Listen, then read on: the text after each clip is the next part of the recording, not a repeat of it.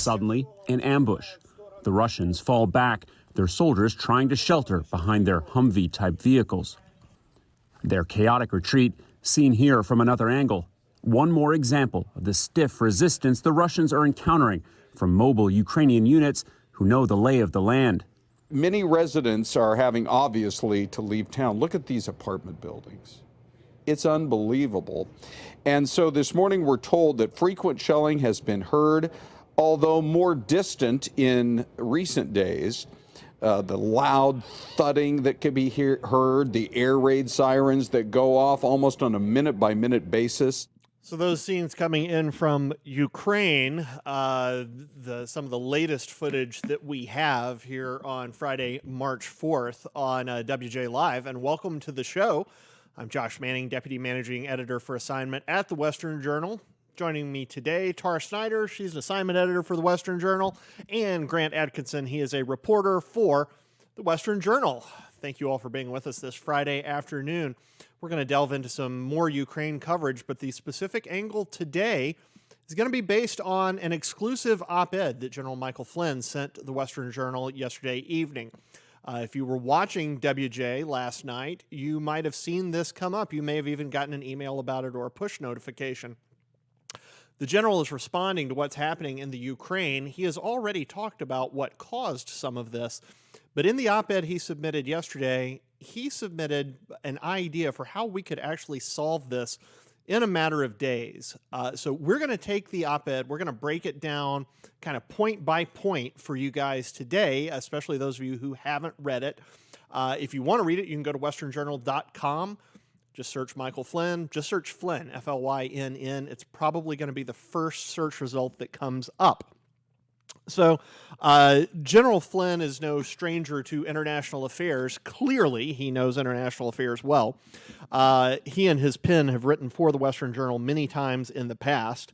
And the title of this piece was, "Here's How We Can End the Ukraine Crisis Today."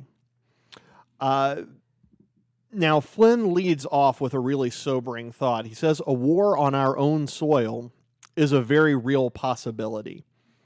Should this occur, what will we have done to prevent the war?" It's a good question. So he plays with that idea for a minute, and then he references the Budapest Agreement. This was an agreement that came into effect in 1994. It was ultimately signed in 1994, and the George H.W. Bush administration had pushed it through. Essentially what had happened is the Soviet Union had collapsed. Ukraine was now no longer part of the Soviet Union. It was its own nation, and the Soviets had put a massive stockpile of nuclear weapons in the Ukraine. In fact, they had, by today's standards, they would have the third largest cache of nuclear weapons in the world. And I was looking for information on how significant that stockpile would be. So they had, the ICBMs they had and the numbers they had explosive yields of 4 to 550 kilotons each. That's 27 to 37 times the size of the bomb that devastated Hiroshima. They had 1,900 of these strategic nuclear warheads. That's more than 6 times the number of nuclear warheads China possessed as of 2019. And those warheads could destroy every U.S. city with a population of more than 50,000 people 3 times over. And Ukraine still could have had warheads left to spare. Clearly, it was a problem having this massive cache of warheads in a country that was just freshly spun off from the Soviet Union and was perhaps not particularly stable. So essentially what the Budapest Agreement says is that neither the United States nor Russia nor Great Britain will take aggressive military action toward Ukraine. And the reason we set it up like that is Ukraine essentially said, look, for us to get rid of there's a great security guarantee that goes with nuclear missiles, with nuclear weapons in general.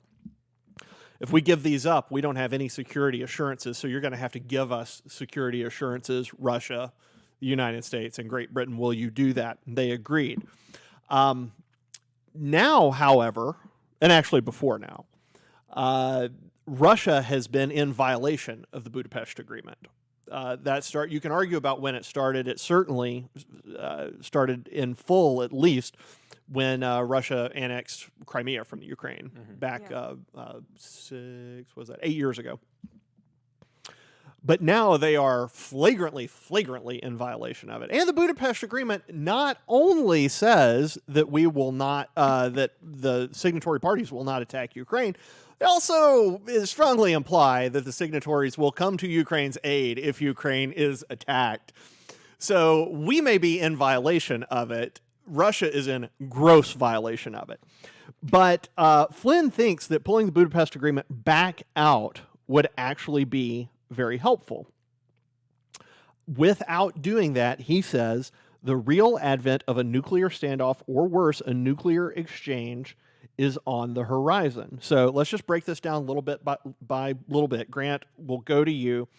Putin has slowed down a little bit in Ukraine. They've got about a 20-mile long, 40-kilometer long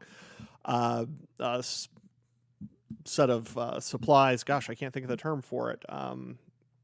Reinforcement supply line convoy that is more or less stuck. I think they're about 15 miles north of Kiev.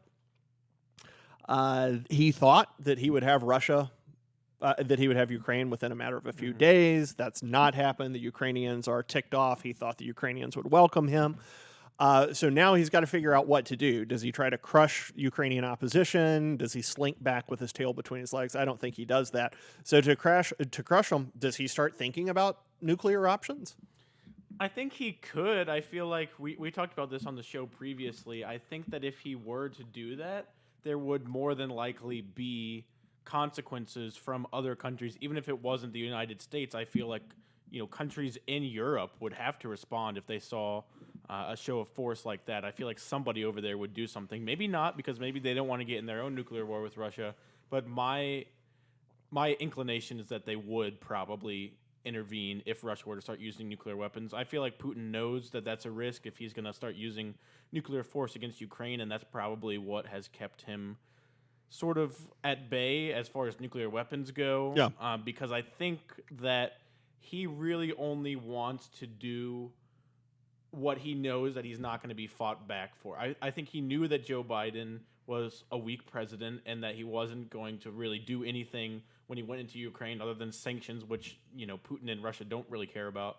So I think that he calculated that he could go into Ukraine and take it, which he hasn't been able to do yet, but he also thought, I'm not going to get a lot of opposition from the United States as far as they're not going to send troops over here, and he was right about that. So I think he knows the possibility of sending troops is greatly increased if he were to use nuclear weapons. Yeah. So I think that fact probably makes me think he's less likely to do it, but it's definitely not impossible. Yeah, it would certainly unite all of the NATO countries against him. We can't have a nuclear exchange, just channel George W. Bush, we can't have a nuclear exchange on European soil. It can't happen, if at all avoidable. So then what comes is a question of what kind of person Putin himself is. Now, we were talking about this in the newsroom today. There's a story about Putin that we want to share with you. I thought most people knew this story. But when we brought it up in the newsroom today, there was only one other person who had heard the story. Flynn brought this up in his op-ed. Again, you can find that at westernjournal.com, his latest op-ed. But it's a story about Robert Kraft. He's the owner of the New England Patriots, and Kraft was visiting I think it was St. Petersburg in 2005. He met Putin there. The short version of the story is Kraft was wearing his giant, I don't know if we have a picture or not. We might have. We were talking about it ahead of time. A giant Super Bowl ring. And Putin saw it and commented on it. And Kraft, like the nice guy he is, he pulled off his ring. He gave it to Putin to look at. Putin looked at it. It's a giant ring. Putin said, "Man, you could really kill somebody with this." Then Putin put it in his pocket, turned around, and walked out of the room with three KGB goons following him. Oh my gosh. So this reinforces the old, or it brings back up the old maxim when dealing with Soviets. It's what's mine. If you're a Soviet, your take on things is what's mine is mine, what's yours is negotiable. Yeah. So, I mean, Tara, what do you do when you're dealing with somebody like that? We're dealing with somebody like that in Putin. What do you do? What else do you assume about him? I mean, I kind of am two minds on it because I really don't want to go to war with Russia, but I also am kind of the person where I'm like, you put us like basically give them a swift kick in the pants and get them to stop because they're just gonna kind of test the waters until they kind of they can go no further. Yeah. Jordan Peterson has talked about that before, where I'm just going to inch closer to you, and as soon as you accept that I've moved that close to you, then I'm going to move a little bit further until you realize that you're down to 1 square mile. And I think that that's really, really how Putin operates. And I think just like, because I think it's funny, that saying, what's mine is mine and what's yours is negotiable. The reason I laughed a little bit during that is because it just kind of reminded me of when I was younger and I would mess with my siblings. Like, that's kind of how Putin is, but he never kind of outgrew that, because when my sister and I would flip a quarter, I would go, okay, heads I win, tails you lose. And she would never pick up on it, and I pulled that on her multiple times. And it's funny thinking back to childhood, but when you're dealing with someone who still operates that as like that as an adult, who's a literal world leader, it's really concerning. Well, that's a toddler's mentality. What's mine is mine, what's yours, well, that might be mine too, depending on my mood. So then that raises the question of why now? Yeah. Why didn't this happen at some other time in the last 5 years? And Flynn addresses that, but what do you say?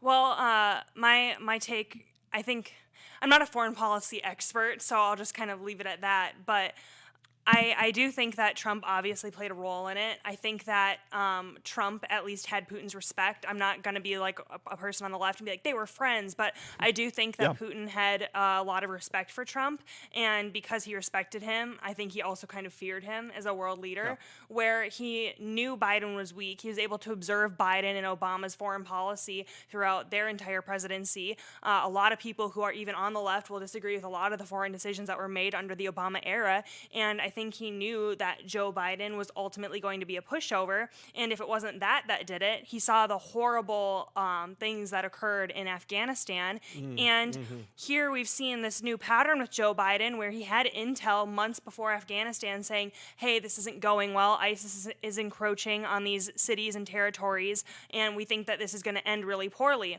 and look what happened. The entire Afghanistan situation imploded, and now we know that they had intel back in November or October saying, hey, Russia's planning this, we didn't do anything, and now the situation has hit like dire levels. Yeah. So I just think it's kind of, the apple doesn't really fall far from the tree, and Putin saw his opportunity and goes, wow, I hope someone else doesn't get elected and get into office, so I better strike now. Yeah.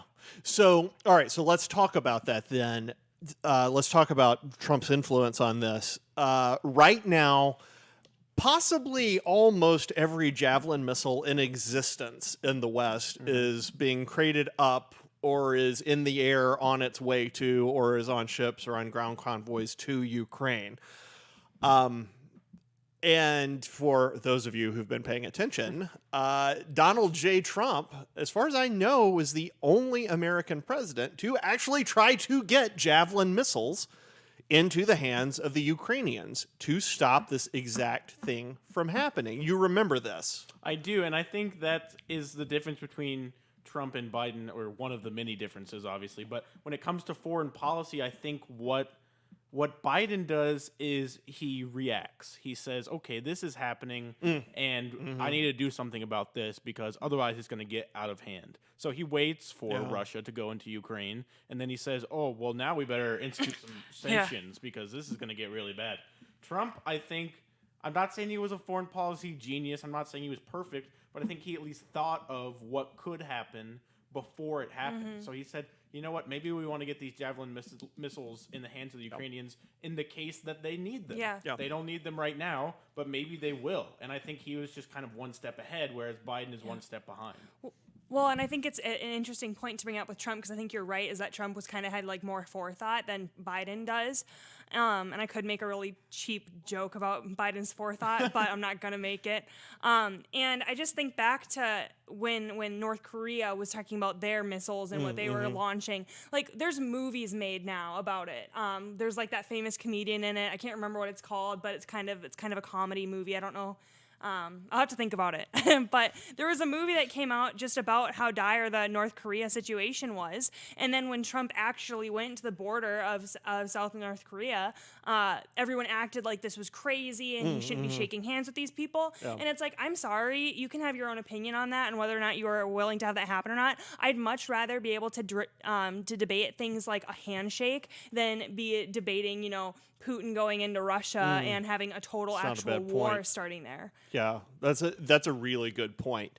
So so Flynn agrees. Flynn, where he goes with this is he says that nothing ever happened when Trump was in power because Putin respected Trump and he knew he couldn't get away with anything. Now under the feckless Biden administration, Putin has seized his opportunity. He knows well he can get away with it. So I want to pause here for just a second and ask the question that a few people in the West are asking, but absolutely everyone should be asking. Why in the world is China waiting to act on Taiwan? If I were China, I would do this right now. Because what's the West going to do? We're completely focused on Europe. We're sending everything we've got there. I mean, if you were China, what would you do? I mean, I'd probably do it if I were them. I'd go into Taiwan and try to take it over. I don't know. I don't see a good reason why they wouldn't do that other than... Well, we can't sanction them. We can't sanction them the same. I mean, we could, but we can't do the same thing we're doing to Russia there because our economies are so intertwined. I mean, if you...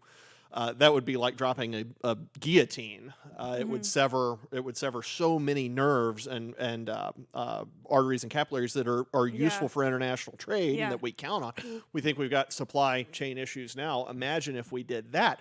There's not a good option there. They have nuclear weapons. There's an entire ocean between us and them.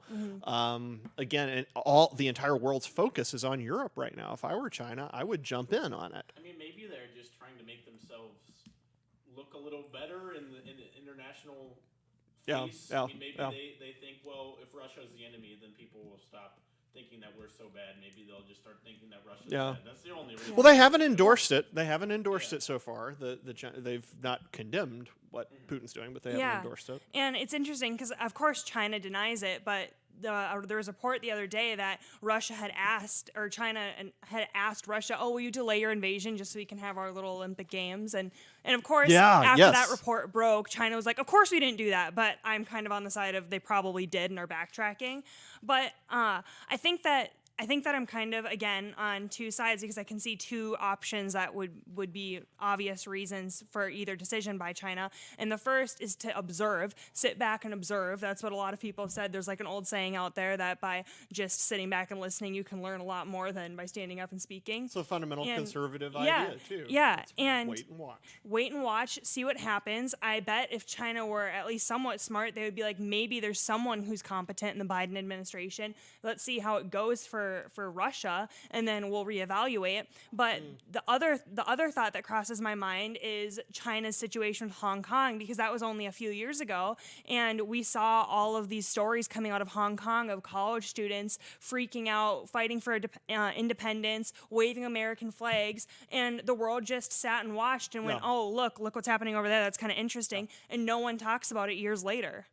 Yeah, our friends over at the Epoch Times, they were harassed over there. I think they had property destroyed. I think they had staffers arrested, but I can't remember.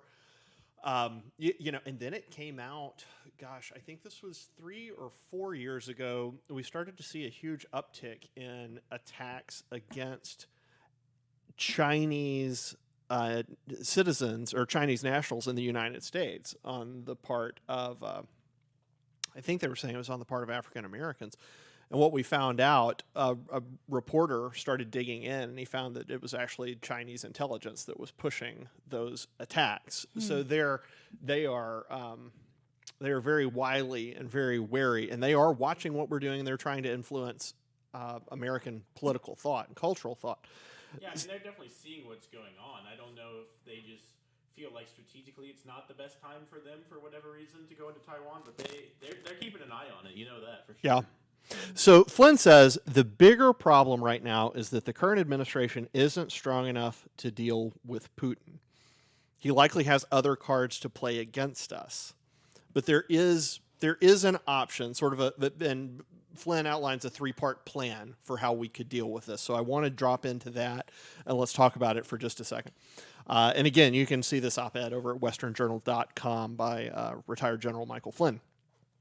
Part 1, Russia wants a neutral Ukraine. The Budapest Agreement can be considered an agreement of neutrality. Obviously, if Russia adheres to the agreement, then Ukraine doesn't need to join NATO. Mm-hmm. All right, that's good. Russia doesn't want Ukraine in NATO. And NATO can agree that having Ukraine join would be a violation of the Budapest Accord. So NATO can just kind of grant them that. This is something that I, General Flynn, believe Putin would seriously consider and possibly accept, and it meets half of his demands. This gives him a way out without killing more people. So since the fall of the wall, since the Soviet Union disintegrated, the Russians have worried that the West was going to creep up onto their borders. You were saying a little bit ago about Jordan Peterson, get closer and closer and closer and closer and closer. Mm-hmm. They've thought the West is doing that. The ultimate version of that, the ultimate nightmare on their part, is a Ukraine that has NATO membership. Mm-hmm. So is that something Putin might respond to if the Ukrainians say, hey, look, just stop, and we promise we won't join NATO? I think he might. I don't know what the likelihood of that actually happening is. I feel like both parties would have, some hesitations with that. Ukraine would be certainly hesitant to say they're not going to join NATO. Honestly, I feel like that would be a better deal for Putin probably than it would for Ukraine, because if Ukraine says we're not going to join NATO, I don't know what's to stop Putin from just violating another agreement. I mean, he violated this agreement, so what's going to stop him from doing it again? I feel like if I was Ukraine, I would be skeptical of providing him that sort of out. Yeah, I wouldn't give them anything if I were Ukraine. Well, it would give Putin one of the things he wants most, which is the guarantee that NATO isn't on his doorstep. Mm-hmm. And I do think that's probably worth something to him. Your point about whether or not Ukraine would be willing to give up the option to get into NATO, because if they get into NATO, then presumably they're completely secure. Yeah. The question is, will NATO? I don't think NATO will actually ever give them membership. Because, I mean, Tara, so you're NATO. Yeah. Ukraine is, you're not responsible for the Ukraine. If you give the Ukraine membership, you're going to be responsible. And if Putin does something dumb, which he's done and is doing right now, then you're obligated to respond. Yeah. Are you really going to risk giving Ukraine NATO membership? So it's so funny because I'm not even trying to be difficult this episode, but if I were Ukraine, I would literally fight to the death at this point, because there's no point. They're already doing that, because I would never enter an agreement with Russia because clearly they can't maintain those agreements. But if I'm NATO, there's absolutely no reason in my mind that I would let them join, because like two things can be true at once. We can offer assistance to them, and number two, we don't have to back them in the same way we would for a NATO alliance, because it just seems like an absolutely potentially catastrophic decision. Because if something were to happen in Ukraine, then we're supposed to have Britain, the U.S., all NATO members respond with an instant, swift military action, and that just seems incredibly dangerous and irrational. If I'm NATO, I wouldn't want anything to do with that. Against an unpredictable nuclear power. That's I agree. Literally signing a death contract to me. I think it sounds terrible, but any agreement, there has to be a reason for both sides to get in the agreement. What would Ukraine provide to NATO that would then in turn say, well, we're going to protect you? I don't understand. Of GDP. I don't know how NATO would benefit from that. It would be almost all risk with basically no benefit. No upside. That's exactly right. So what Flynn's tossing out here, this idea that NATO agrees, look, we will not let Ukraine in. We will consider that a violation of Budapest. Awesome. Okay, good. NATO gets what it wants. Ukraine says, and Russia says, all right, cool. We've got a NATO-free Ukraine. We want out of this thing. We're losing face on it. Let's pull back. We got the concession we wanted. Ukraine will never join NATO. All right, we can take our tanks and go home. They get something out of it. So Flynn himself acknowledges like this. It's not clear that this would completely work, but I do think it's plausible. So if we can get that agreement, no Ukraine in NATO, then Russia leaves Ukraine. If we can get that agreement, we go to part 2. Putin wants, and again I'm reading from General Flynn's piece, Putin wants Ukraine to renounce any claim to Crimea. Ukraine should agree with a major caveat. Putin argues that Crimea was unlawfully given to Ukraine in the 1950s, and true or not, he wants it back. Well, Ukraine will never get Crimea back under any conditions without a major war. That's true. Putin is very popular there. And he goes on to say that. Most people don't realize it, but Putin is popular in Crimea. There's no strong attachment to Russia in the, there is a strong attachment to Russia in the region, so it's a loss to Ukraine, but not a substantial loss. Also, the major caveat is that Ukraine has made a bunch of improvements to Crimea over that time. Russia should pay them for those improvements, do a payment plan. Now, it will stink for Ukraine to lose a chunk of territory there, but they would get payment in return. They would lose a region that actually doesn't like being owned by Ukraine. They would prefer to be Russian. Yeah. And it gives Putin, it really gives something he can go back home and he can say, hey, look, I forced them. They've now admitted Crimea's ours. Yeah, I think this second part makes much more sense to me as a deal for both sides. I don't think the first one, I don't know that I believe Ukraine would agree to this. This one, I think it sounds like something Ukraine should agree to because, like you said, they're not going to get Crimea back unless they want to fight a war. And I really don't think that they want to have a large, massive scale war against Russia. They are holding their own against Russia now, sure, but I don't think that they want to get into a full-fledged war with them. Yeah, it's a different thing when you're fighting for your home. Yeah, I think that's different. And I also think that, they would benefit from getting this money, and Russia would benefit, or Putin at least would benefit from being able to say, oh, look, we got Crimea. Like, he would win approval with his people, which is very concerning to him. And so I feel like in this part, both sides get something that is valuable to them. Yeah, he gets a prize out of it. And Tara, I think Russia's going to pay one way or the other, right? Yeah. They're either going to pay for a war in blood and treasure, or they can make payments to Ukraine for Crimean improvements, and they just pay that with treasure, no blood. Yeah.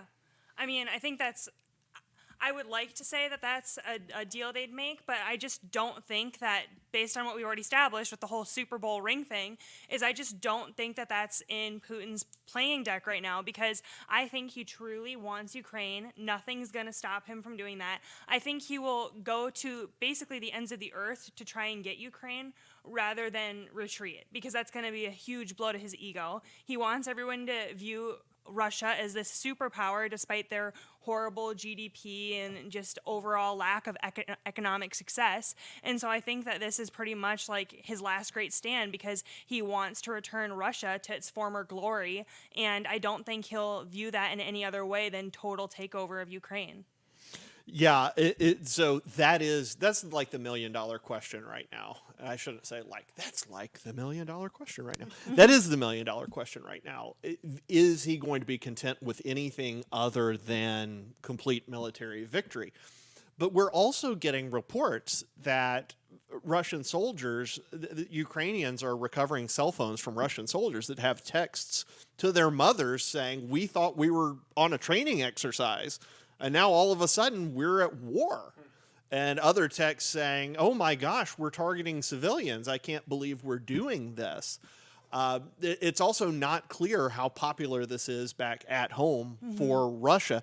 And so I hear what you're saying completely. I do wonder what Putin will do, though, if he begins to think, oh, if I stay in this thing, I'm going to lose serious support back home. Yeah.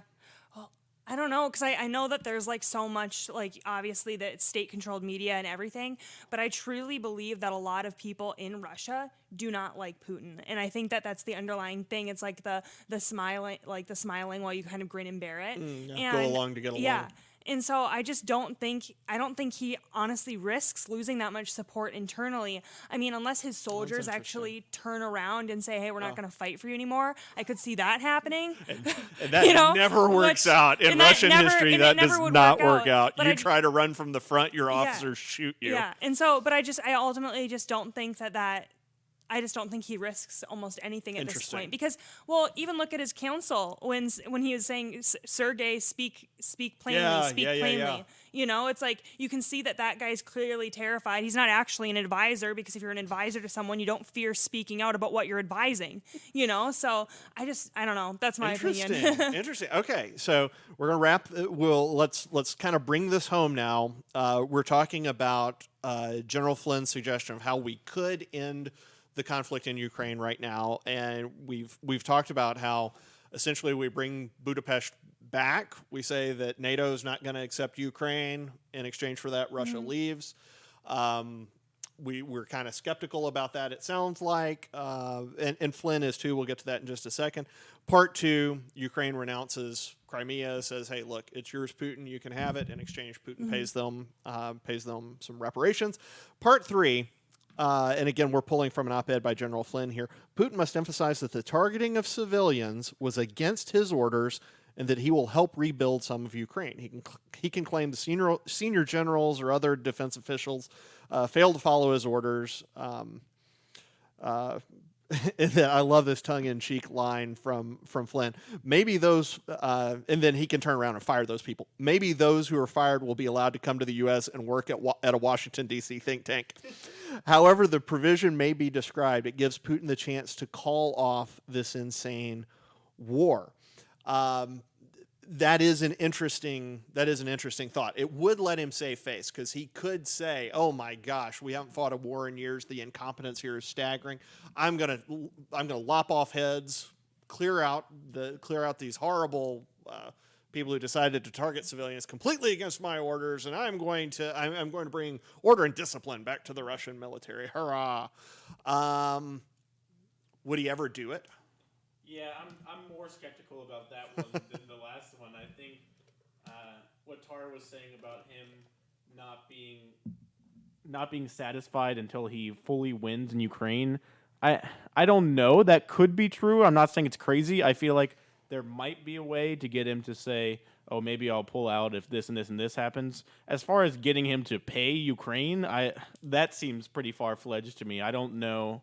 Or far-fetched, I'm sorry. Yeah. I don't know if he would ever agree to do that. I don't know that he really cares if he looks bad for targeting citizens. Like, I don't think he's sitting there all worried about, like, oh, look how bad I look because citizens are dying. I don't know that he cares that much. He's done. And it's what he's done in the past. They had they did this in Chechnya. They've had no problem doing that. And sort of a standing tactic of the Russian military is they're sort of like Thanos. We are inevitable. They will sit there and just throw bodies after bodies after bodies after bodies, knowing that eventually they're just going to be able to envelop the enemy. I mean, that's what they did on the front with the Germans. The Germans just chewed them up and chewed them up and chewed them up, and they just kept sending bodies in. So maybe there's more appetite for the really kind of vicious let me say that again. Maybe there's more of an appetite on Russia's part to sacrifice soldiers to get Ukraine back than we expect. So I think it's interesting. It's the only solution I have heard proposed that comes anywhere near making sense, at least in a theoretical Well, I think it framework. absolutely makes logical sense. My question about it is just whether both sides would agree to it. I think that it is a fair plan that I would I would see how you could make this argument to both Ukraine and Russia, and they could say, that makes sense. I just don't know that would happen. Yeah. Yeah. The decision Ukraine would have to make is that they would part with Crimea. That's the one. You don't need Ukraine to be involved in the Budapest thing. I mean, NATO can make that agreement with Russia, and Ukraine be damned. Ukraine won't be able to say one way or the other. The Russians can just agree, all right, we'll pull back if NATO says they won't accept. And I agree, Ukraine does want NATO. Flynn does argue that if we were to do that and say, look, Ukraine is never getting into NATO, that they should immediately let the Ukraine into the EU. So at least they can trade and they can get the benefits of free trade. And Ukraine needs that. They're as poor as Russia is, the Ukraine per capita GDP is even lower. So the average income there is even lower. They're very poor and they could use the trade. All right. So that's okay. That's good. Great discussion. So that's essentially, if you tuned in partway through, what we were doing is we were picking our way through an exclusive op-ed that General Michael Flynn sent to the Western Journal on how he thinks we could end the Ukraine conflict in a day. And I mean, that's more of an expression, but how we could end it very quickly. If you'd like to read the piece and if you'd like to read other analyses of what's happening in the Ukraine, as well as the latest news and war news and political news as it concerns the Ukraine and specifically the Biden administration, the feckless Biden administration and the incompetent United States Congress, go to westernjournal.com. We've got plenty of articles there waiting just for you. That's going to do it for us this week. Thank you for watching. I've told you folks when I've hosted for the last couple weeks, Facebook really has their boot on our necks right now. They have throttled our traffic radically and dramatically. Later last week and earlier this week, they had actually demonetized us. So not only were we getting less traffic, we were not getting income from them. And that is the way we pay our bills, through ads. So if you felt led to directly support us, that would be spectacular. If you don't feel led to, don't support us. I'm dead serious. I don't mean that as a guilt trip. If you don't feel led to, don't. God has something different and better for you to do with your money, because he's not leading you to this. But if he is leading you to support us directly, you can go to westernjournal.com/join. That's westernjournal.com/join. There's several ways there that you can partner with us to get out the truth, to stand for what's right, to stand for truth, to stand for Christianity and Christ, and to stand for America.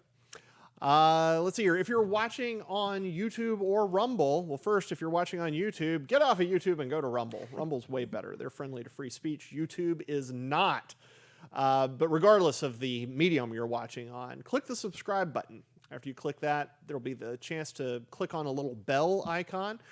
Do that. That's going to make sure that every time we come on, you're going to get a notification about it, so you'll never miss an episode.